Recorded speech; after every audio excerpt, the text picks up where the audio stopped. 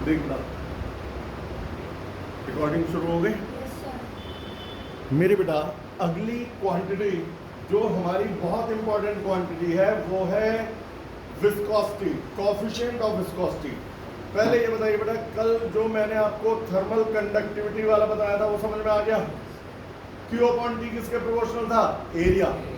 Window का area ज्यादा था तो ज्यादा हीट आ रही थी। दूसरा किसके प्रोपोर्शनल था? Temperature difference.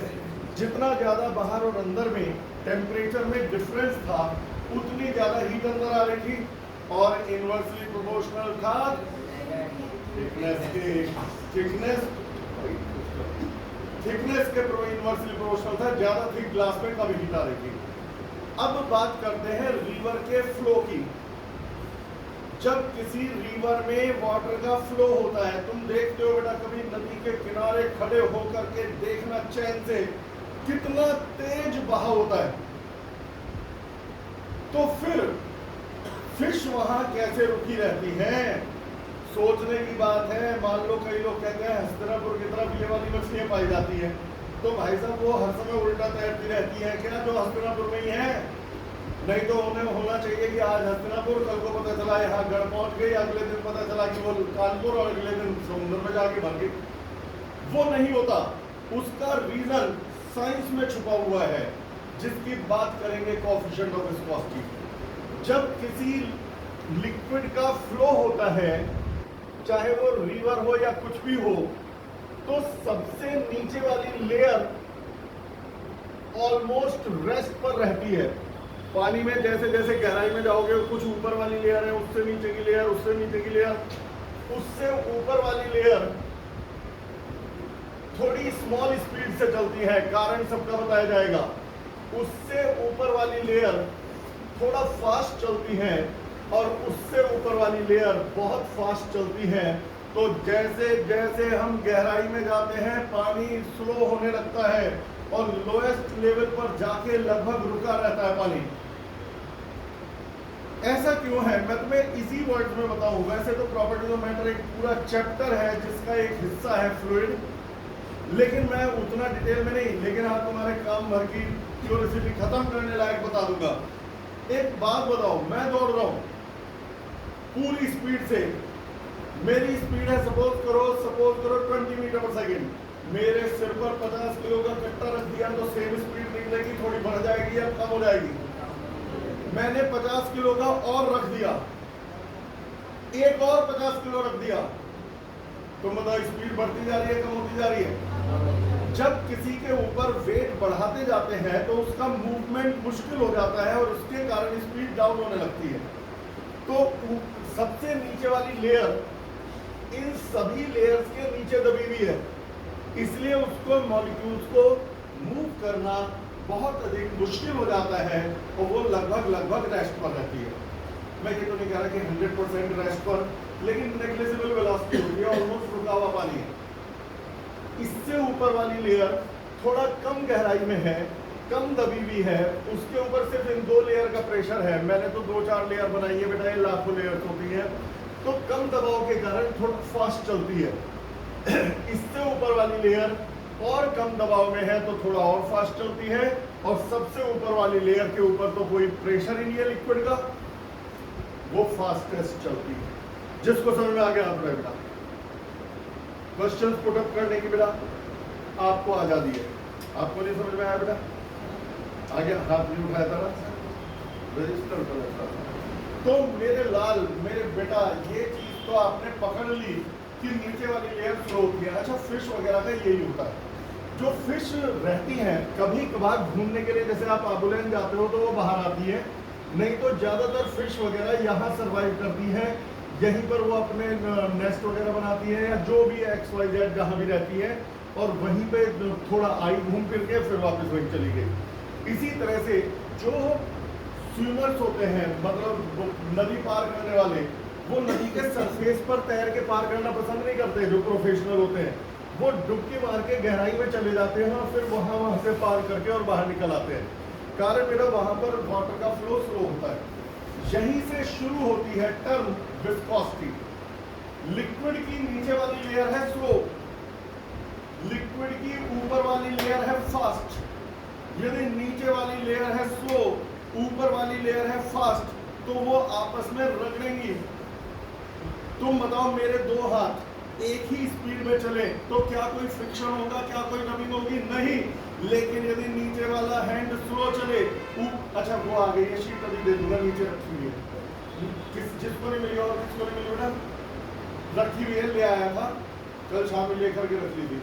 तो नीचे वाली लेयर ऊपर वाली लेयर यदि मेरे बालक सेम स्पीड से चले तो उनके बीच में रबिंग नहीं होती, उनके बीच में फ्रिक्शन नहीं होता, वो बड़ी स्मूथली चलती है।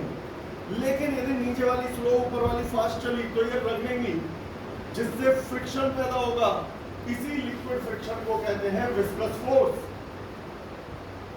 सॉलिड में जिसका नाम है फ्रिक्शन, लिक्विड में उसका नाम है विस्कस फोर्स। लिक्विड का फ्रिक्शन ही विस्कस फोर्स है। मैं यदि कहता हूं विस्कस फोर्स बहुत ज्यादा है तो यानी इस लिक्विड में फ्रिक्शन बहुत ज्यादा है। यहाँ पे फिर एक बात आती है, सर लिक्विड के फ्रिक्शन का अभी नहीं समझ में आ रहा कि ये क्या कहना चाह रहे हो। तुम बताओ फ्रिक्शन स्पीड को बढ़ाने की कोशिश करता है या फ्रिक्शन स्पीड को घटाने की कोशिश करता है? क्या मेरे एक हाथ में मग में पानी है, दूसरे हाथ में मग में गम है, मैं दोनों को जमीन पे बहा दूं एक जैसी जमीन पर, क्या पानी और गम बराबर डिस्टेंस तक जाएंगे? जबकि ग्राउंड तो एक ही है। कौन सा जल्दी रुक जाएगा, गम या वाटर? यानी गम में फ्रिक्शन ज्यादा है, तो आप ये नहीं बोलोगे कि गम में फ्रिक्शन ज्यादा है, आप बोलोगे गम में विस्कस फोर्स ज्यादा है, और आप बोलेंगे वाटर में विस्कस फोर्स कम है। ग्राउंड का तो मैटर ही नहीं है, ग्राउंड तो वाटर को भी वही मिला और गम को भी वही मिला। इसके अलावा मेरे बेटा एक जैसी दो आयरन बॉल, एक ड्रम में पानी भर दिया, दूसरे ड्रम के अंदर फेविकॉल भर दिया, तो एक जैसी आयरन की बॉल एक पानी में छोड़ दी और एक इसमें छोड़ दी फेविकॉल में। पानी के अंदर वाली फटाक से गिर गई, फेविकॉल के अंदर वाली धीरे धीरे जा रही है, गिर रही है, लेकिन इट इज टेकिंग टाइम। तो क्या यहाँ पे बॉल रिस्पॉन्सिबल है इसे स्लो करने के लिए या लिक्विड रिस्पॉन्सिबल है इसे स्लो करने के लिए? यानी लिक्विड में फ्रिक्शन ज्यादा है, हमारे इस वाले फेविकॉल में फ्रिक्शन ज्यादा है, तो हम ये नहीं बोलेंगे फेविकॉल हैज लार्ज फ्रिक्शन, हम बोलेंगे Fevicol offers large viscous force. Fevicol offers large viscous force. क्या कहते हो बेटा, यहां तक का पकड़ में आ गया? अब यहां पर भी नीचे की लेयर है स्लो, ऊपर की लेयर है फास्ट, तो वो आपस में रगड़ेंगी, और जब रगड़ेंगी तो फ्रिक्शन होगा। उस फ्रिक्शन को हम फ्रिक्शन नहीं बोलेंगे, हम बोलेंगे विस्कस फोर्स।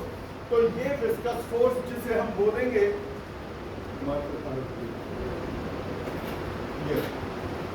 ये विस्कस फोर्स है, किस किस पर डिपेंड करता है वो देखना है। तो मेरे बेटा उससे पहले एक चीज और पता है, ये चीजें मैं रोज कह रहा हूं, रटना मत समझना, कॉमा अपने हिसाब से लगा दो, रटना मत समझना। वो बात अलग है, कुछ बच्चे कहेंगे रटना मत समझना। तुम किस कैटेगरी में वो अपने आप सोच लो। तो बेटा लिक्विड का फ्रिक्शन, अब मैं आता हूं बेटा वेलोसिटी ग्रेडियंट। वेलोसिटी ग्रेडियंट ये क्या होता है? इसके अलावा डीएम, डीटी, डीवी ये क्या होते हैं? बहुत कुछ समझाना है इस टॉपिक में, यही कारण है कि इसे मैंने आज उठाया। ये आप अपने आप पढ़ के नहीं कर पाते मेरे बेटा। डी लगाने से क्वांटिटी बहुत छोटी हो जाती है, जो बहुत ही छोटी सी क्वांटिटी हो वो डी लगा देते हैं। जैसे बेटा 1 kg का मास को लिखेंगे m, 0.1 kg के मास को लिखेंगे m, 0.01 kg के मास को लिखेंगे m, लेकिन यदि कहीं पे 0.0000000001 kg का मास आ गया तो उसे लिखेंगे dm। डी मतलब वेरी स्मॉल, डीएम का मतलब very small time, sorry mass. तो जो बहुत ही छोटी क्वांटिटीज होती है उसमें डी लगा दिया जाता है। यदि मैंने कहा डीटी तो वेरी वेरी स्मॉल टाइम, दरअसल तुम्हें आगे के चैप्टर पढ़ाने से, काइनेमेटिक्स पढ़ाने से पहले, यूनिट मेजरमेंट में तो जरूरत नहीं पड़ेगी, काइनेमेटिक्स पढ़ाने से पहले मुझे 3 दिन डिफरेंशियल और इंटीग्रल पढ़ाना पड़ेगा। डिफरेंशियल इंटीग्रल के बारे में बस इतना बता सकता हूँ, क्लास 12th की मैथ्स में पूरी बुक है डिफरेंशियल की और दूसरी बुक है इंटीग्रल की, इतनी मोटी मोटी, हमें वो दोनों बुक 3 दिन में खत्म करनी है। इतना कि 11th का कोई भी डेरिवेशन रुके ना। तो ये डिफरेंशियल में यूज होते हैं।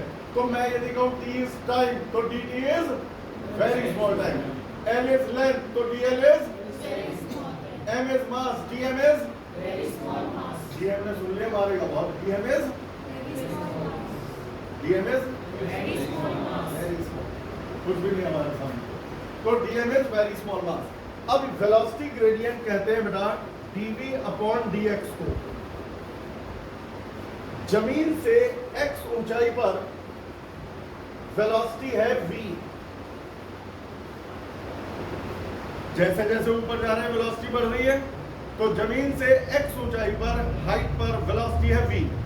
मैं dx और ऊपर चला गया, dx यानी बहुत ही हल्का सा, नन्नू सा, बाल की थिकनेस से भी कम ऊपर चला गया, तो एक बात बता, जरा सा भी ऊपर जाओगे तो वेलोसिटी थोड़ी सी तो बढ़ेगी या नहीं बढ़ेगी? थोड़ी सी तो बढ़ेगी। क्या वेलोसिटी यहां पर v मिलेगी या v से ज्यादा मिलेगी? थोड़ी बहुत ज्यादा मिलेगी या बहुत बहुत ज्यादा मिलेगी?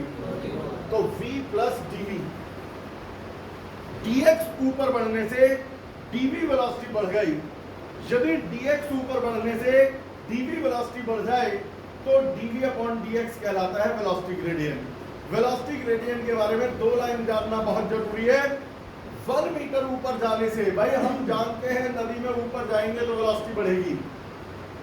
1 मीटर ऊपर जाने पर जितनी वेलोसिटी बढ़ती है उसे वेलोसिटी ग्रेडियंट कहते हैं। मैं यदि कह रहा हूं इस नदी का वेलोसिटी ग्रेडियंट है 20, तो यदि आप 1 मीटर ऊंचाई पर जाओगे तो वेलोसिटी 20 मीटर पर सेकंड बढ़ जाएगी। 1 मीटर गहराई पर जाओगे तो वेलोसिटी 20 मीटर पर सेकंड कम हो जाएगी। यदि मैंने कहा दूसरी रिवर का वेलोसिटी ग्रेडियंट है 3, 1 मीटर ऊपर जाओगे तो वेलोसिटी 3 मीटर पर सेकंड बढ़ेगी। 1 मीटर नीचे जाओगे तो वेलोसिटी 3 मीटर पर सेकंड कम हो जाएगी। तो यहाँ पे कुछ बच्चे कहेंगे तो फिर ये dv अपॉन dx कहाँ से आ गया? अभी तो आप कह रहे हो 1 मीटर, अभी दिखा रहे हो dx। 1 मीटर ऊपर जाने पर जो वेलोसिटी बढ़ती है उसे वेलोसिटी ग्रेडियंट कहते हैं। मैं यहाँ 1 मीटर ऊपर गया था या dx ऊपर गया था? देख बेटा, मैं पूरी एनर्जी से पढ़ा रहा हूँ, आप में मुझे वही एनर्जी, वही स्पार्क चाहिए, पहले दिन से लास्ट डे तक। जवाब देने में कोई कोताही नहीं। मैंने आपको वेलोसिटी ग्रेडियंट में बताया कि 1 मीटर ऊपर जाने पर जो वेलोसिटी बढ़े वो वेलोसिटी ग्रेडियंट है, लेकिन यहां पर dx ऊपर जाने से dv वेलोसिटी बढ़ी। तो आप जरा सोचिए, यदि dx ऊपर जाने से dv वेलोसिटी बढ़ी तो यूनिटरी मेथड तो सबको आता है। मैं dx ऊपर गया, वेलोसिटी बढ़ गई dv। मैं 1 मीटर ऊपर गया तो वेलोसिटी कितनी बढ़ेगी? dv upon dx। और 1 मीटर ऊपर जाने से जो वेलोसिटी बढ़ती है उसे तो वेलोसिटी ग्रेडियंट कहते हैं। इसीलिए dv अपॉन dx को वेलोसिटी ग्रेडियंट कहते हैं। भाई इससे ज्यादा नहीं समझा सकता, पूरा क्लियर करने की कोशिश करनी, रिपीट कर सकता हूं लेकिन समझ में आना चाहिए। 3-4 बातें याद रखो। पहले बताओ, नदी में जब हम ऊपर जाते हैं तो वेलोसिटी बढ़ती है, कम होती है? सारे फटाफट जवाब दो, क्विक आंसर। नीचे जाते हैं तो वेलोसिटी, 1 मीटर ऊपर जाने से जो वेलोसिटी बढ़ जाए उसे कहते हैं वेलोसिटी ग्रेडियंट। वेलोसिटी ग्रेडियंट क्या होता है बेटा? dv upon dx। जिस नदी में वेलोसिटी ग्रेडियंट ज्यादा होता है, गोताखोर उसको, डाइवर्स उसको बहुत पसंद करते हैं। मान लो एक नदी में वेलोसिटी ग्रेडियंट 100 है तो डाइवर चाहेगा सारा इसमें कूद जाओ। क्यों? क्योंकि यदि वो उसमें ऊपर से बड़ी तेज दिख रही है, लेकिन कूद के यदि 1 मीटर नीचे चला गया तो वेलोसिटी 100 मीटर पर सेकंड कम हो गई। बढ़िया नदी है, आराम से तैरेगा। स्लो वाटर में तो आसान से तैरेगा। और दूसरी नदी में वेलोसिटी ग्रेडियंट है 1, तो जो डाइवर्स होते हैं उसे पसंद नहीं करते। ऊपर बहुत तेज बह रही है, वो 1 मीटर नीचे भी चला गया तब भी तेज बह रही है, क्योंकि 1 मीटर पर सेकंड ही तो कम हुई। तो डाइवर्स की पहली पसंद होती है हाई वेलोसिटी ग्रेडियंट। तो मेरे बेटा वेलोसिटी ग्रेडियंट हो गया dv/dx। यहां तक जिसको समझ आ गया तुरंत हाथ उठा दीजिए। क्या पॉइंट में दिक्कत है बेटा? 1 मीटर ऊपर जाने से जितनी वेलोसिटी बढ़ेगी वो वेलोसिटी ग्रेडियंट है। मैं यदि नदी में 1 मीटर ऊपर गया, वेलोसिटी 20 मीटर पर सेकंड बढ़ गई, तो वेलोसिटी ग्रेडियंट 20 कहलाएगा। यहां पर मैं dx ऊपर गया, वेलोसिटी dv बढ़ गई, मेरे dx ऊपर जाने से वेलोसिटी dv बढ़ गई, तो वेलोसिटी dx ऊपर जाने से बढ़ती है dv, तो 1 मीटर ऊपर जाने से बढ़ती है dv/dx। और 1 मीटर ऊपर जाने से जो बढ़ती है उसे तो वेलोसिटी ग्रेडियंट कहते हैं, तो वेलोसिटी ग्रेडियंट है dv/dx। अब क्लियर? कोई डाउट इधर बेटा? यहां पर आपको, यहां पीछे नहीं। अब हाँ बेटा,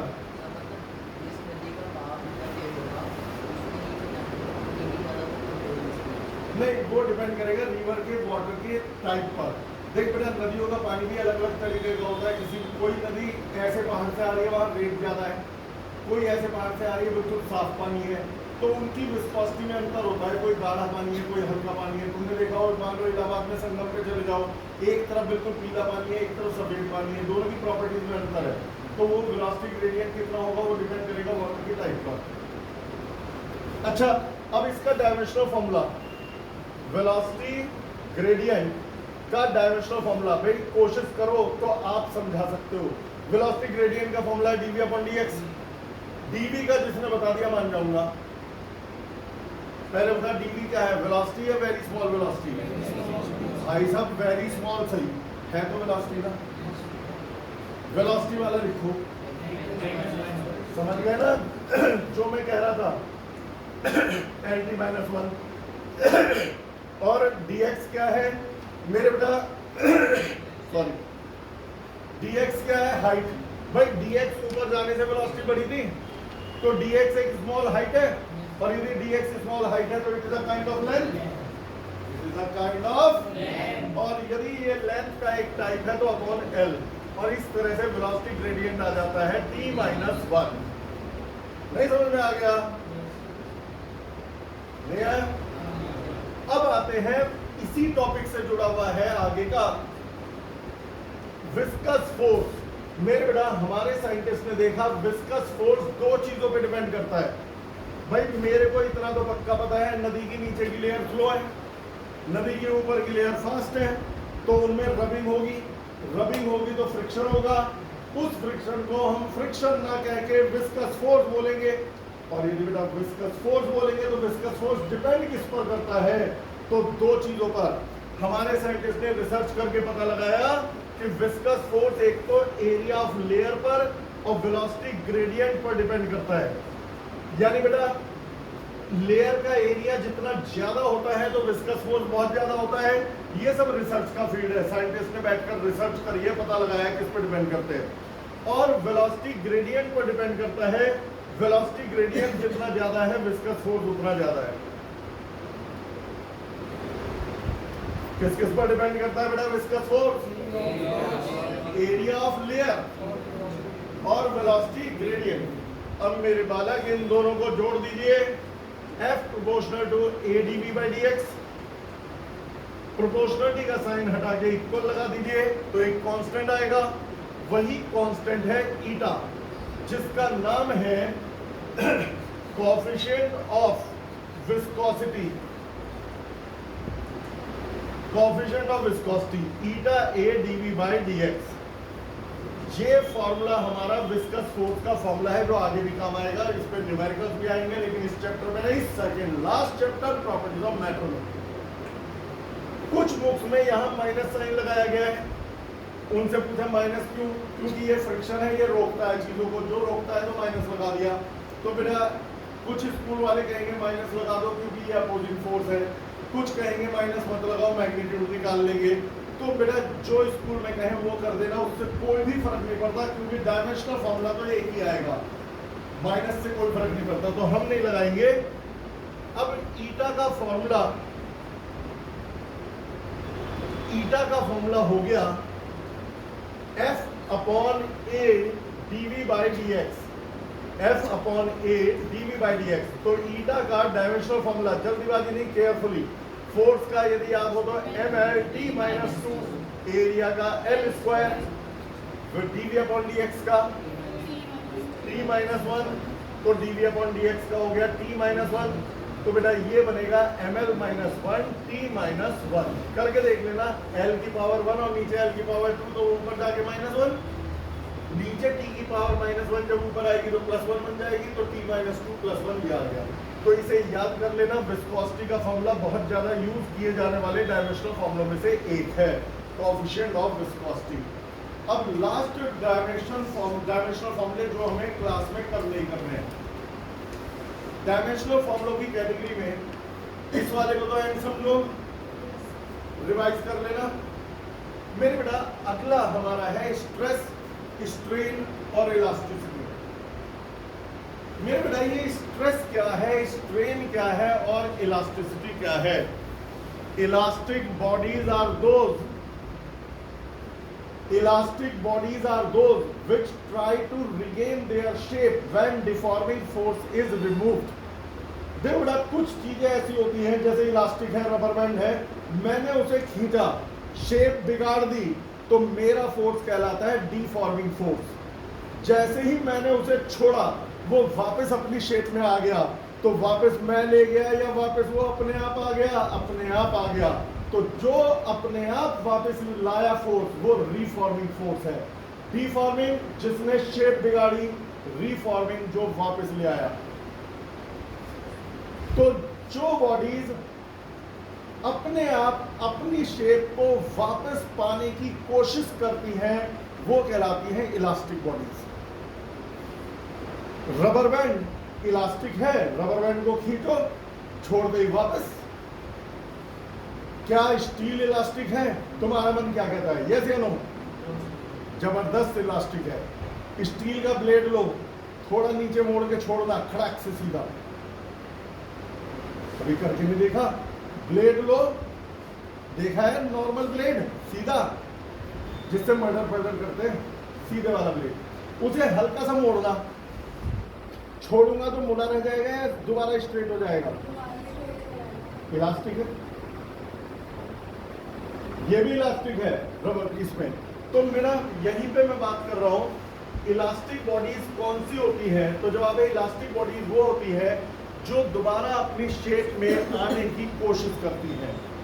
यहां दो फोर्स होते हैं, एक डिफॉर्मिंग फोर्स, एक रिफॉर्मिंग फोर्स। डिफॉर्मिंग जो शेप बिगाड़ना चाह रहा है और रिफॉर्मिंग जो शेप में वापस लाना चाह रहा है। मान लो बेटा ये मेरे पास एक इलास्टिक है, मैंने इसे फोर्स लगाई, ये छत से टंगी हुई है, मैंने जो जल्दी निकल जाएगा ऐसे,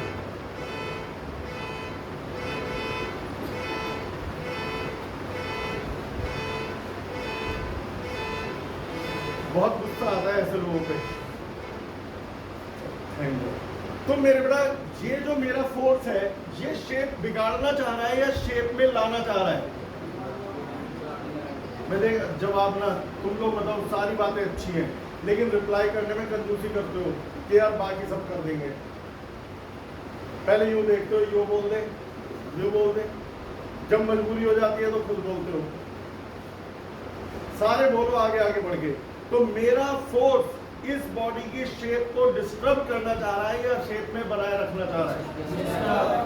अब जब मैं इसे खींचूंगा तो एक फोर्स पैदा होगा जो वापस लेके जाएगा। वो कौन सा फोर्स होगा? Reforming force. डिफॉर्मिंग फोर्स को एरिया से डिवाइड कर दे, डिफॉर्मिंग फोर्स को एरिया से डिवाइड कर दे तो मिलता है pressure. Pressure is equal to force upon area. और रिफॉर्मिंग फोर्स को एरिया से डिवाइड कर दे तो मिलता है स्ट्रेस। यानी स्ट्रेस भी F अपॉन ए है और प्रेशर भी मेरे लाल F अपॉन ए है। तो यहाँ नॉर्मल बच्चे बुक देख के परेशान हो जाते हैं कि ये स्ट्रेस को भी F अपॉन ए लिख रखा है, प्रेशर को भी F अपॉन ए लिख रखा है, तो अंतर क्या है? जो शेप बिगाड़ने वाले डिफॉर्मिंग फोर्सेज हैं उन्हें एरिया से डिवाइड करोगे तो आपको मिलेगा प्रेशर, और जो शेप में वापस लाने वाले रिफॉर्मिंग फोर्सेस है उन्हें एरिया से डिवाइड करोगे तो मिलेगा स्ट्रेस। दोनों में क्लियर कट अंतर मिल गया, समझ में आ गया। अब इसके बाद आती है कहानी स्ट्रेन।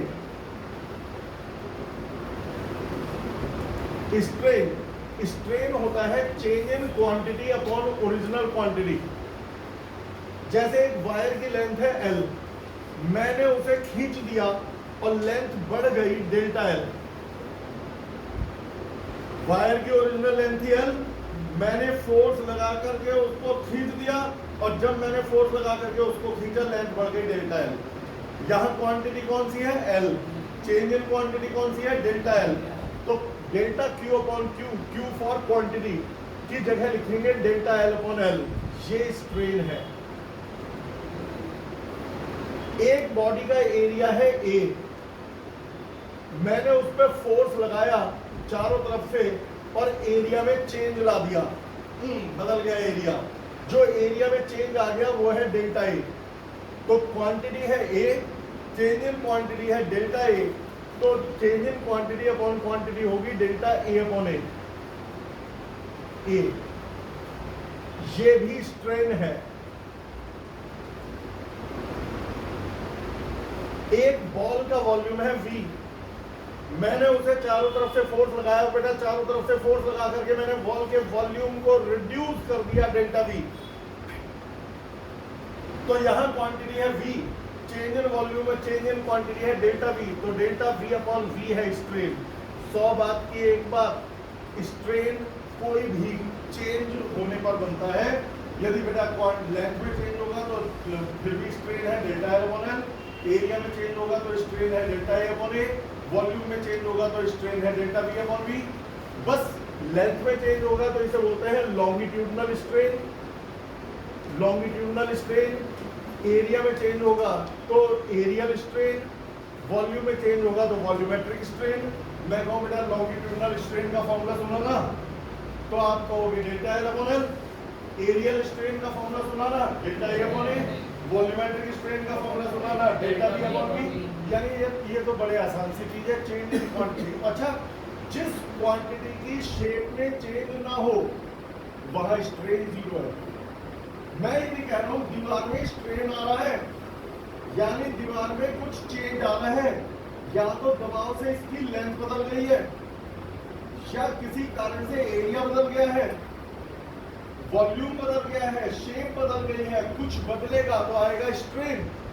स्ट्रेन आने पर चीजें खतरनाक हो जाती है। मान लो कोई एम्पायर स्टेट बिल्डिंग है और अचानक अर्थक्वेक आया और उसकी लेंथ थोड़ी सी बदल गई, इसका मतलब अब खतरा है, टूट सकती है। इसकी लेंथ में बदलाव आया तो आया क्यों? हाई स्ट्रेन होने का मतलब है क्वांटिटी में कुछ ज्यादा ही चेंज आ गया, बच जाओ। लो स्ट्रेन का मतलब है क्वांटिटी में थोड़ा बहुत चेंज आया है, फिर भी प्रिकॉशन ले लो। और जीरो स्ट्रेन का मतलब जैसी थी वैसी है, जिस क्वांटिटी में चेंज ना हो। तुम बताओ यदि लेंथ में चेंज ना होता तो लॉन्गिट्यूडनल स्ट्रेन 0 आता, क्योंकि डेल्टा L 0। एरिया में कोई चेंज ना होता। भाई मुझे एक बार बता दो, समझ में आ रहा है? क्योंकि मेरे गला फला सब बैठा हुआ है आज के लिए, लेकिन पढ़ाई चलती रहेगी। बादस्तूर गले से थोड़ा एक्स्ट्रा प्रेशर लगाना पड़ रहा है। मुझे पता है शाम को थोड़ा सा छिल जाएगा, लेकिन उसका भी पता है रॉक से भी खाऊंगा 300। नींद आएगी सुबह उठ करके फिर फिट हो जाऊंगा। ये तो चलता रहता है जिंदगी में बेटा। मैं आंधी और तूफान को तो बता चुका, मुझे बुखार हो जाए 102 105 में यही मिलूंगा। अब एक साल भर है, तुम भी यही हो, मुझे भी देख लेना। यदि मैं जवान से फिर गया तो बस तुमसे भी यही उम्मीद करता हूँ। तो मेरे बेटा ये अच्छा बताओ, एरिया में चेंज नहीं आया तो कौन सा स्ट्रेन 0? Areal strain. वॉल्यूम में चेंज नहीं आया, वॉल्यूम में बहुत ज्यादा चेंज आ गया, वॉल्यूमेट्रिक स्ट्रेन इज हाई। अच्छा, चेंजेस आना, किसी चीज की लेंथ ब्रेथ हाइट या शेप में चेंज आना गलत चीज है ना। मान लो कार की चैसी है और किसी कारण से कार की चैसी में शेप में चेंज आ गया, तो इसका मतलब डेंजरस हो गई ना। तो स्ट्रेन मिनिमम होना चाहिए, कायदे में तो स्ट्रेन 0 होना चाहिए, लेकिन बेटा फिर भी जितना कम हो सके उतना। अब लास्ट, पहले मैं इतने का रिकैप ले लूं एक बार। और अब मैं उम्मीद करूंगा कि आप बताएंगे। मैं इतनी बार बता चुका, फिर मैं सीधे यंग मॉडुलस बल्क मॉडुलस पर पहुंच जाऊंगा। रेडी हो जाइए बेटा। क्वेश्चंस को जवाब देने के लिए कौन सा लिक्विड जब बहता है कौन सी लेयर फास्टेस्ट होती है, सबके आवाज आ जानी चाहिए, क्योंकि इसके बाद मैं पूछूंगा नहीं, फिर वो पैकअप हो जाएगा इतने का। कौन सी लेयर स्लोएस्ट होती है? Lowest layer. अच्छा, फिश वगैरह जो सरवाइव करती है वो कहाँ करती है? लोएस्ट लेयर, बॉटम लेयर में। ठीक है बेटा। अच्छा, फिर x हाइट बढ़ने पर वेलोसिटी कितनी बढ़ी थी? dv। dx हाइट बढ़ने पर, dx हाइट बढ़ने पर वेलोसिटी कितनी बढ़ी थी? तो dv अपॉन dx को क्या बोलते हैं? असलियत में वेलोसिटी ग्रेडियंट का मतलब क्या है? 1 मीटर हाइट बढ़ने पर क्या वेलोसिटी बढ़ेगी। तो फिर dv अपॉन dx क्यों आ गया? क्योंकि dx हाइट बढ़ने पर dv वेलोसिटी बढ़ेगी, तो 1 मीटर हाइट बढ़ने पर dv अपॉन dx बढ़ेगी, और 1 मीटर हाइट बढ़ने पर यदि dv अपॉन dx बढ़ेगी तो dv अपॉन dx ही वेलोसिटी ग्रेडियंट है। Page number 1 final. Final. Page number 2। मेरे बेटा लिक्विड की नीचे की लेयर है स्लो, ऊपर की लेयर है फास्ट। अच्छा, जब कोई टिपिकल डेरिवेशन आएगा ना, आएंगे, अभी तो ये आसान चल रहा है, तो उसे मैं 2 बार करवाया करूंगा बहुत टिपिकल वालों को। एक बार मैं कराऊंगा, फिर एक बार आप लोगों से लिखवा के देखूंगा, फिर मैं चेक करूंगा गलती कहाँ है। भाई कई बार क्या होता है, टीचर पढ़ा रहा है, समझ में आ गया, घर जा करके उड़ गया, तो जो बहुत टिपिकल होंगे वो मैं लिखवा के भी देखूंगा। इसलिए एक रजिस्टर, एक पेन जरूर रखा करो। फिलहाल अभी कोई टिपिकल है ही नहीं। तो बेटा फोर्स किस पर डिपेंड, ये कौन सा फोर्स है? फ्रिक्शनल फोर्स या विस्कस फोर्स? विस्कस फोर्स किस पर डिपेंड करता है? देख के बता दो 2 चीजों पर, एरिया ऑफ लेयर और वेलोसिटी, दोनों को जोड़ दिया।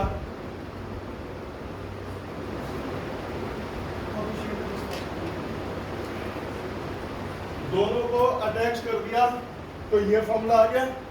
प्रोपोर्शनलिटी कांस्टेंट है ईटा, ईटा ग्रीक अल्फाबेट है, ये होता है n, n की एक टांग बड़ी कर दो तो ये होता है ईटा। ईटा नहीं, ईटा क्या होता है? ईटा। तो ईटा कहलाता है कोएफिशिएंट ऑफ विस्कोसिटी। तो ईटा का फॉर्मूला हो गया F upon A dV by dx। सबके डायमेंशन रख के आंसर आ गया ml-1 t-1। फिर इसके बाद मैंने अगले नंबर पे आपको पढ़ाया था स्ट्रेस और स्ट्रेन। स्ट्रेस और प्रेशर दोनों के एक ही फॉर्मूले हैं। प्रेशर का formula F upon A, stress का फॉर्मूला भी F अपॉन A।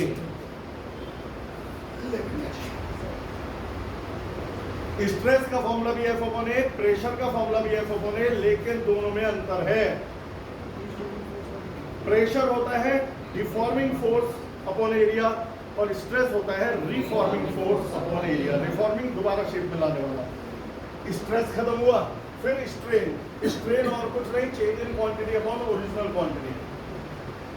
फिर इसके बाद बेटा longitudinal strain, volumetric areal strain, ये सब समझ में आ गया।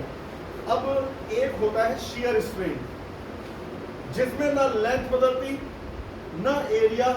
अब बस 5-7 मिनट का रह गया, टॉपिक एंड होने वाला है और कल से शुरू होंगे एप्लीकेशन। मैं बार-बार 3 बार तो बता दूंगा कि डायमेंशन में जितने भी सब जरूरी थे वो पिछले 3-4 दिन में हो गए। एप्लीकेशन एक भी क्लास मिस मत कर देना। देख रिकॉर्डिंग ही है, क्लास में आप दोबारा भी पूछ सकते हो, तीसरी बार पूछ सकते हो, वहां तो जो बोल दिया। आना डेली है। तो मेरे बेटा एक होता है शेयर स्ट्रेन, जिसमें ना लेंथ चेंज होती, ना एरिया चेंज होता और ना ही वॉल्यूम चेंज होती। तो उसमें क्या चेंज होता है? मान लो बेटा ये मेरे पास एक रेक्टेंगुलर प्लेट है, मैंने ऊपर से धक्का दिया और शेप बदल दी। ऐसे थी, धक्का दिया ऐसे कर दी, क्या लेंथ बदली? नो, कुछ नहीं बदला, बदला है एंगल। तो इस एंगल को कहा जाता है शियर स्ट्रेन। शियर स्ट्रेन का मतलब ना लेंथ बदली, ना एरिया बदला, ना वॉल्यूम बदला, एंगल बदल गया। किसी चीज का एंगल बदल जाए तो शियर स्ट्रेन। तो ये तीनों फॉर्मूले मुझे बता दो। पहले बताओ स्ट्रेस का फॉर्मूला, जल्दी से बोल दो, बस यही चाहिए। लॉन्गिट्यूडनल स्ट्रेन का formula delta L upon L बोल दो। लॉन्गिट्यूडनल स्ट्रेन बोला है मैंने। लॉन्गिट्यूडनल स्ट्रेन का formula areal strain, volumetric strain और शियर स्ट्रेन थीटा। हर स्ट्रेन में कुछ ना कुछ बदला है, शियर स्ट्रेन में भी बदला है एंगल। अब मेरा लास्ट आया, हमने इनके रेशियो को नाम दे रखे हैं जिनके ऊपर पूरा आधा चैप्टर आएगा। स्ट्रेस अपॉन लॉन्गिट्यूडनल स्ट्रेन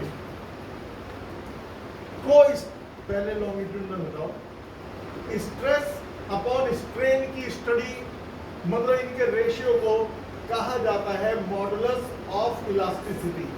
ये हमने नाम रख रखे हैं। भाई एक बात बताओ, मैं हमेशा बच्चों से ये कहता हूँ, ऐसा तो है नहीं जमीन में खुदाई हुई पर्ची निकली कि इसके रेशियो को ये बोलेंगे। हमारे साइंटिस्ट ने नाम रख दिया, तो हमारे साइंटिस्ट ने कहा यार स्ट्रेस अपॉन स्ट्रेन को मॉडुलस ऑफ इलास्टिसिटी बोला करेंगे। हमने कहा ठीक है जी। अब मान लो मास और एक्सेलरेशन के प्रोडक्ट को फोर्स कहते हैं, तो ये कोई ऐसा तो है नहीं वही पुरानी वाली बात कि माइनिंग हो रही थी पर्चा निकल के आया formula F is equal to M में। हमारे साइंटिस्ट ने कहा कि यार मास और एक्सेलरेशन के प्रोडक्ट को एफ कहा करेंगे, तो इनके रेशियो को हम कहते हैं मॉडुलस ऑफ इलास्टिसिटी।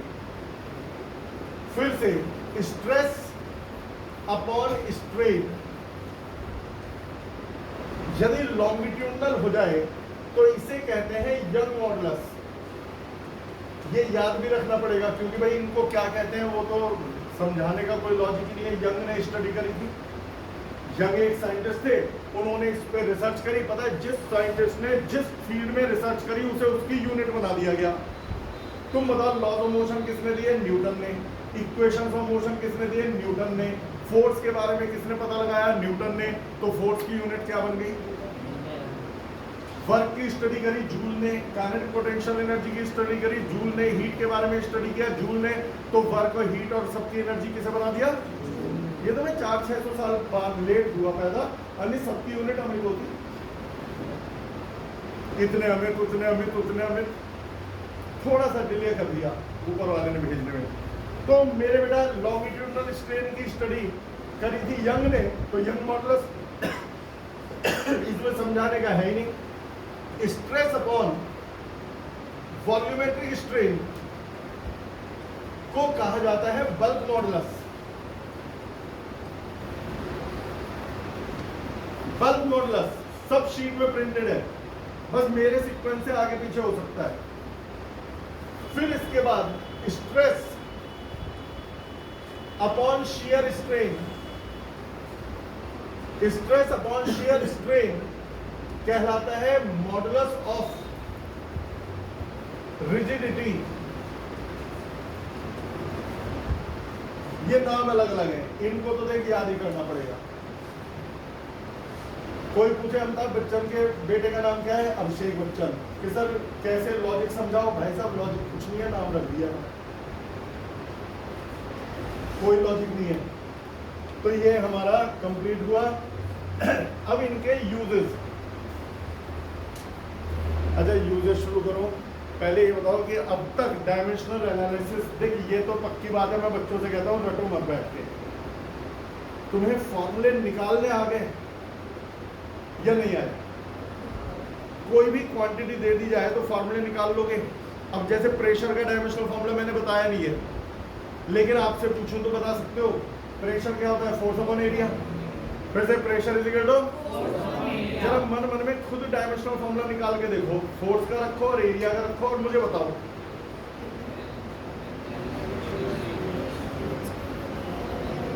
न्यूमरेटर में क्या आएगा? फोर्स।